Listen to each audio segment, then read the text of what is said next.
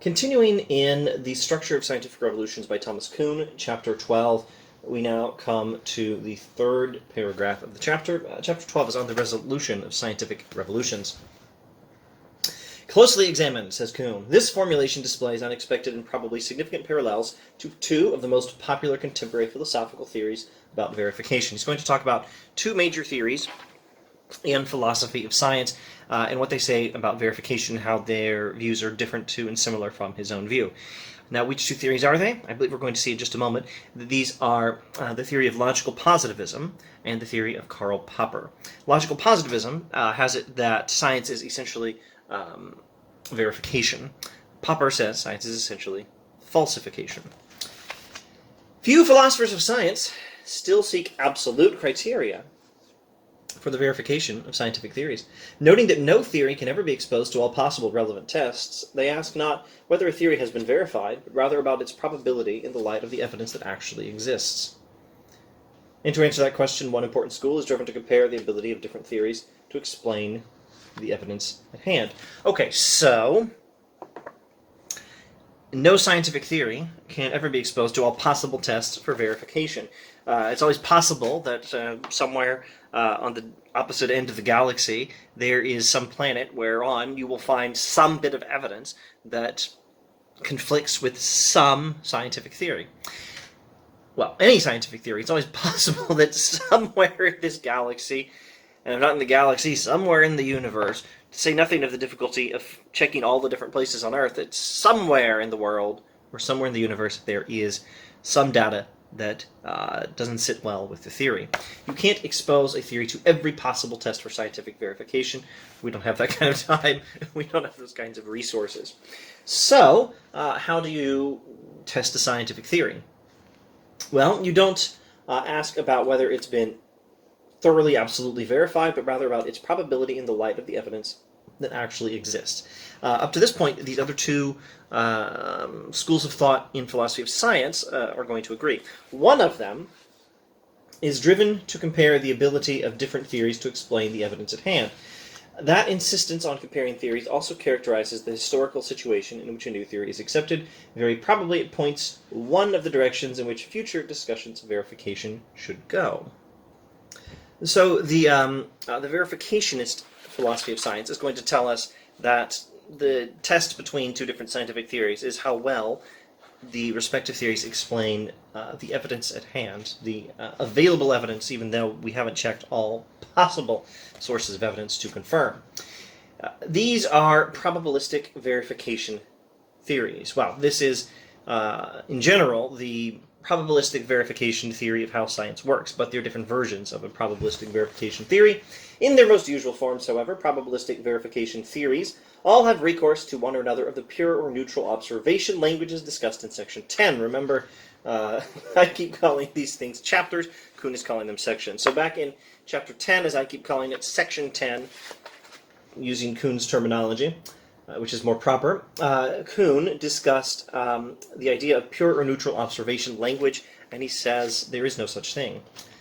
If, as I've already urged, there can be no scientifically or empirically neutral system of language or concepts, then the proposed construction of alternate tests and theories must proceed from within one or another paradigm-based tradition.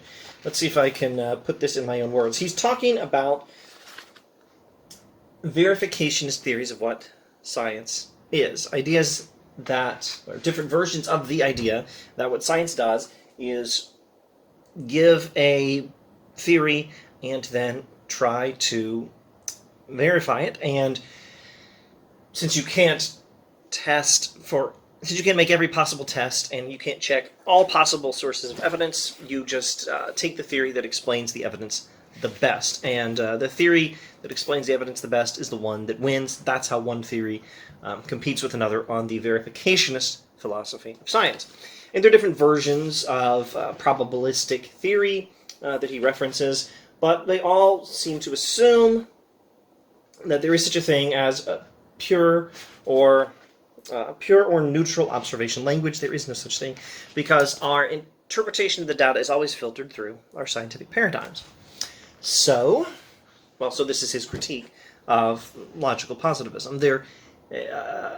well, indirectly of logical positivism, directly of a verificationist perspective on what science is. That particular philosophy of science, he says, is flawed because there is no pure or neutral scientific language, observation language. There is no pure or neutral observation language. Our interpretation of the data is always filtered through our paradigms. Verification is like natural selection. It picks out the most viable among the actual alternatives in a particular historical situation, etc. Well, let's not etc. that. Let's do the next sentence. Whether that choice is the best that could have been made if still other alternatives had been available, or if the data had been of another sort, is not a question that can usefully be asked. There are no tools to employ in seeking answers to it. Verification, according to this particular philosophy of science that Kuhn is critiquing here, verification, like natural selection, picks out the most viable among the actual alternatives. But it fails on this point. This particular philosophy of science fails because its choices are limited to the ones that fit within a current dominant paradigm. Whether that choice is the best that could have been made if still other alternatives had been available, or if the data had been of another sort, it's not a question that can usefully be asked. Okay, so one sentence summary of what we've done so far. He's talking about two different philosophies of science that are different from his, and so far he's critiqued a verificationist perspective of what science is, and he said it's flawed because there is no such thing as neutral data to compare a scientific theory against. Data is always filtered through a scientific paradigm. Now let's talk about the other theory. These days, certainly the much more popular theory, Karl Popper. A very different approach to this whole network of problems has been developed by Karl B. Popper, who denies the existence of any verification procedures at all. Instead, he emphasizes the importance of falsification, i.e. of the test that, because its outcome is negative, necessitates the rejection of an established theory. Clearly, the role thus attributed to falsification is much like the one this essay assigns to anomalous experiences, i.e. to experiences that, by evoking crisis, prepare the way for a new theory. Karl Popper's philosophy of science says science doesn't proceed by verification, it just falsifies. Science involves taking a theory, making some predictions based on the theory that are inconsistent with certain possible sets of data, then going to see if that kind of data is the data we get from the world, and thereby falsifying the theory if indeed it is the right sort of data. Science proceeds by testing theories to see if we can falsify them, and if we falsify them, then we deem them false. Otherwise, we let them stand. Scientific progress is all a matter of testing our theories for falsification. Okay, what science essentially does is deal with falsifiable theories. A falsification test necessitates the rejection of an established theory, and this is somewhat similar to Kuhn's own view. Don't let anyone tell you Karl Popper and Thomas Kuhn are opposites. They're not opposites. It's much more complicated than that. What have I already said? Between a thoroughly subjectivist, I think this hand was objectivist in past videos, between a thoroughly objectivist perspective on science and a purely subjectivist perspective on science, you could say that these are opposites. And Karl Popper has, I believe, a thoroughly objectivist perspective on science. Science is objective. Here he agrees with logical positivism. But a subjectivist perspective on science is not Thomas Kuhn. Thomas Kuhn is actually somewhere in the middle, somewhere in between. Maybe he's even closer to the objectivist side. And there are other complications, like Popper and Kuhn both agree that logical positivism is wrong. Now, what was the commonality we're looking at, or at least the similarity we're looking at here?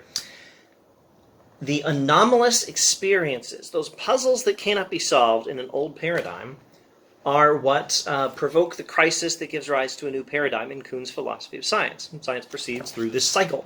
Normal science, puzzle solving within a paradigm, puzzles that can't be solved, provoking a crisis, provoking a scientific revolution in the establishment of a new paradigm. And we are here in this section of the cycle in this particular chapter. But, of course, any section of the cycle can only be understood and can barely even be talked about without referencing the other sections of the cycle. So, what section are we referencing now? This one. The anomalous data, the anomalous experiences, the facts that don't fit the theory very well, the puzzles that cannot be solved, this thing, this area of the cycle of scientific progress, revolutions, this area right here, this is something like falsification in Popper's view. It's data that doesn't fit a scientific theory. Now, Popper thinks when you find the data, the theory is falsified. Kuhn says it's not that simple. Nevertheless, anomalous experiences may not be identified with falsifying ones. Anomalous experiences and falsifying experiences are not the same thing. Indeed, I doubt that the latter exist. Kuhn doubts that falsifying experiences even exist. As has repeatedly been emphasized before, no theory ever solves all the puzzles with which it is confronted at a given time, nor are the solutions already achieved often perfect. On the contrary, it is just the incompleteness and imperfection of the existing data theory fit that at any time define many of the puzzles that characterize normal science. There's so much to say about this. Okay, the anomalous experiences, the puzzles that cannot be solved on an old paradigm in this section of the cycle, have some similarity to falsifying experiences, to data that falsify theory in Popper's philosophy of science. But Kuhn doubts whether there is such a thing as falsification as such on Popper's terms, where it's a very straightforward and very objective and very simple case of we have a theory, we have data that don't fit the theory, and therefore the theory is falsified. Kuhn says there's some similarity there. We do have data that don't fit a theory in these anomalous experiences, but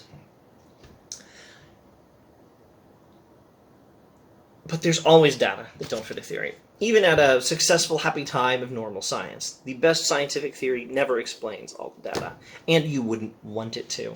A scientific theory that explains all the data leaves no room for any scientist to do any work. Within the practice of normal science, there have to be some mopping up operations for to do on behalf of the paradigm. There have to be some questions that are not yet answered. There has to be some data that a dominant paradigm has not explained. Otherwise, what are scientists going to do with their paradigm? They need to apply their paradigm more thoroughly, which means there needs to be some amount of data that are not yet reconciled with the paradigm. It is just the incompleteness and imperfection of the existing fit between data and theory that define the puzzles that characterize normal science. If any and every failure to fit were ground for theory rejection, all theories ought to be rejected at all times. No scientific theory perfectly fits all the data. And the best ones, the best of the dominant paradigms, leave scientists some work to do, figuring out how that paradigm explains more than scientists have yet been able to explain on behalf of the paradigm. And that means that every theory ought to be rejected at all times. If having some data that's inconsistent with the theory, that doesn't fit very well with the theory, were grounds for falsifying, were grounds for declaring a theory falsified. If that were the case, every theory should be rejected at all times. On the other hand, if only severe failure to fit justifies theory rejection, then the Popperians will require some criterion of improbability or degree of falsification. Now, if a Karl Popper philosophy of science says, well, it's not just any data that's not fully consistent with the theory, it's some severe failure of theory to fit the data that justifies falsification, or that justifies the rejection of a theory, the declaration that a theory has been falsified by the data. If it's only some extreme failure of data in theory to fit, then Popper's philosophy of science will need some criterion for improbability or degree of falsification. In developing one, they will almost certainly encounter the same network of difficulties that has haunted the advocates of the various probabilistic verification theories. So there were problems with the verificationist philosophy of science, which Popper was trying to correct. But if there's going to need to be some sort of criterion for knowing how much of a failure of data in theory to fit means you have to reject a theory, then you're going to have to go back to something very much like the old, flawed verificationist philosophy of science, where one theory is deemed more probable than another. And if Popper's philosophy of science is reduced to a matter of probabilities, well, then it's gone. It's done. There's no Popper philosophy of science anymore if it's reduced to probabilities. one theory is more probable than another because it hasn't had as much data inconsistent with it as the other. Many of the preceding difficulties can be avoided by recognizing that both of these prevalent and opposed views about the underlying logic of scientific inquiry have tried to compress two largely separate processes into one. Popper's anomalous experience is important to science because it evokes competitors for an existing paradigm. But falsification, though it surely occurs, does not happen with or simply because of the emergence of an anomaly or falsified instance. Instead, it is a subsequent and separate process that might equally well be called verification, since it consists in the triumph of a new paradigm over the old one. Furthermore, it is in that joint verification-falsification process that the probabilist comparison of theories plays a central role. Such a two-stage formulation has, I think, the virtue of great verisimilitude, and it may also enable us to begin explicating the role of agreement or disagreement between fact and theory in the verification process. To the historian, that is, the historian of science, at least, it makes little sense to suggest that verification is establishing the agreement of fact or theory. All historically significant theories have agreed with the facts, but only more or less. It makes a great deal of sense to ask which of two actual and competing theories fits the facts better.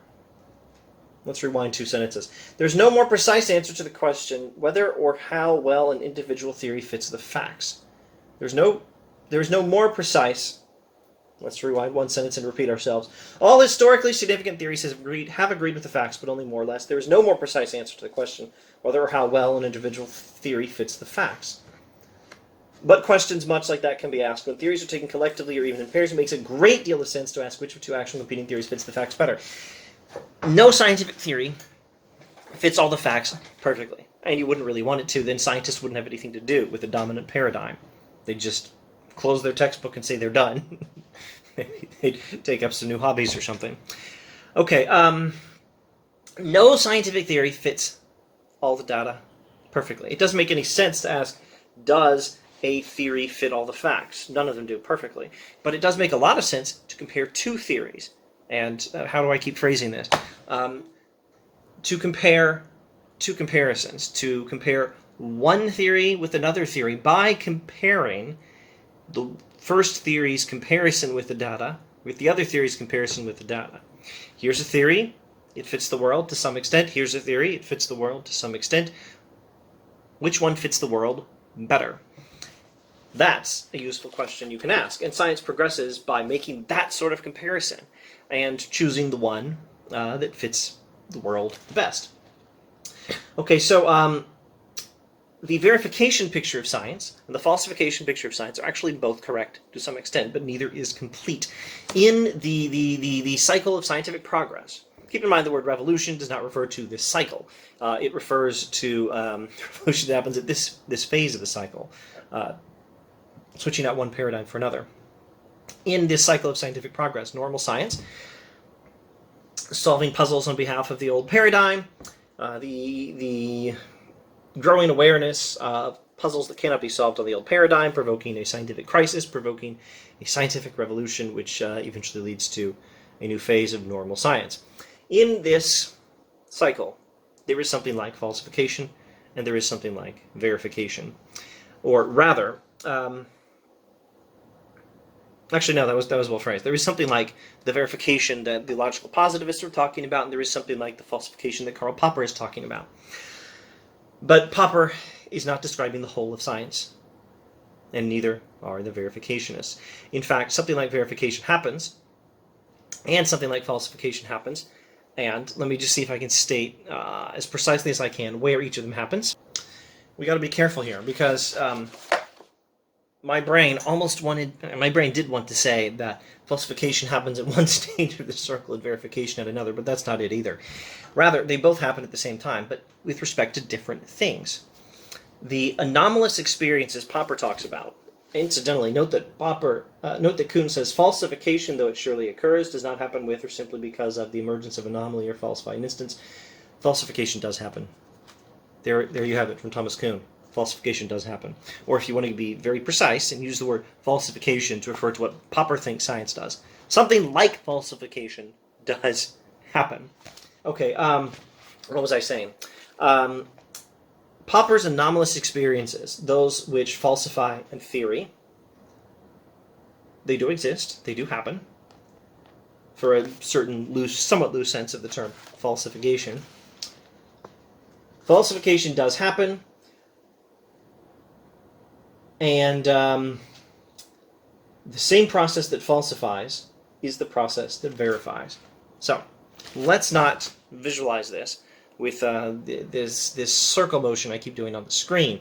Normal science, puzzles that can't be solved, crisis, revolution, establishment of new paradigm. No, let's not place falsification and verification here. Let's place them here, where my left hand will represent the old paradigm and the right hand the new. And if left and right are confused with cameras, do your best. This hand, the one with the ring on it, old paradigm. This hand, new paradigm. All right, so in a scientific revolution, what happens is something like this. And note how very much this seems to be an objectivist perspective on science. Not 100% objective, but largely objective. Science deals with, through experience and careful controlled experimentation, refining our theories so that our theories fit the facts. Science involves this sort of decision. Here's an old paradigm, an old scientific paradigm. It fits the world to some extent. Here's a new scientific paradigm we're considering. It fits the world to some extent. Which one fits the world better? This one has some anomalous experiences that it can't explain. There's some data that don't fit the old theory. There are the same data that fit the new theory. Which theory do we go with? This theory seems to fit the world on the whole better than this one. So scientists switch over to the new theory. This one is being falsified. At the same time, this one is being verified. For a certain somewhat loose sense of the terms falsification and verification, they're both correct. Science falsifies and verifies at the same time. Falsifies one theory, verifies another at the same time by comparing each theory's comparison with the world, because one fits the world better than the other. Now, if you want to take verification, give it a very precise definition, referring to what the logical positivists or other philosophers of science of their ilk may have thought, you might not be able to fit it into a Kuhnian philosophy of science. Similarly, you want to take a very precise Poppery definition of falsification, you might find it doesn't exactly fit Kuhn. Having said that, speaking somewhat loosely, verification and falsification both happen, and they both happen at the same time. So here's something else to keep in mind. Don't let anyone tell you that Kuhn and Popper are opposites. No, Kuhn and Popper are not the same, but they're not opposites. And actually, what Kuhn is doing is he's taking two major theories in philosophy of science, the verificationist theory and the Popper theory, about falsification, and he's integrating them. He's taking two insightful, but neither entirely complete philosophies of science that have come before him, where Popper corrected the logical positivist, and he's saying both of these theories are correct to some extent. He's integrating two other major theories. A lot of Popper is included in Kuhn's philosophy of science. Don't let anyone tell you they're the same, of course, but they're not opposites. It's more complicated than that. All right, thanks for watching this 23-minute video.